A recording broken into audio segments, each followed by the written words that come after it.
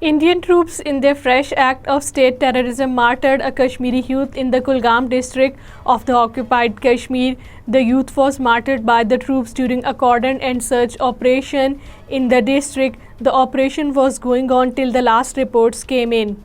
All parties Hurriyat Conference Vice Chairman Ghulam Ahmed Gulzar and other Hurriyat leaders have said that the Modi regime has turned the Kashmir into a prison even on the auspicious occasion of the grand Muslim festival Eid al-Azha.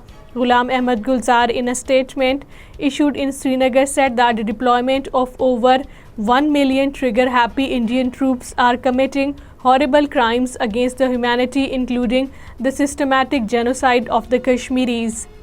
White House has denounced the intense online harassment of the Wall Street Journal reporter Sabrina Siddiqui, who had asked the Indian Prime Minister Narendra Modi a question on the democracy in India during his joint press conference with the President Joe Biden in the US last week. Top official John Kirby, in response to the Wall Street Journal's question on its reporter, said the White House was aware of the reports of that harassment.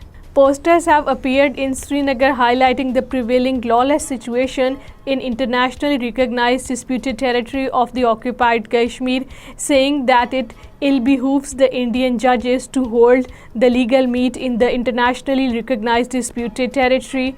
The posters were displayed by the pro-freedom organizations including Jammu and Kashmir Political Resistance Movement, Jammu Kashmir Democratic Movement, Varsane Shohda Kashmir, Jammu Kashmir Democratic Youth Forum and Jammu Kashmir Students and Youth Forum, demanding a thorough investigation into the incident of the Indian Army soldiers forcing the people to shout Jai Shri Ram inside a mosque in the Pulwama district. National Conference Central leader Umar Abdullah has said that the incident took place in two mosques, not one.